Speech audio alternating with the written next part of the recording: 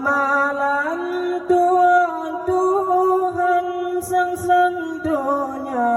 nyolam meregang dan teringat kubu yang ulang tanah jamin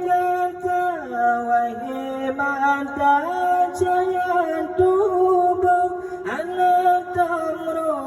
bak musalla wahai lidah asadu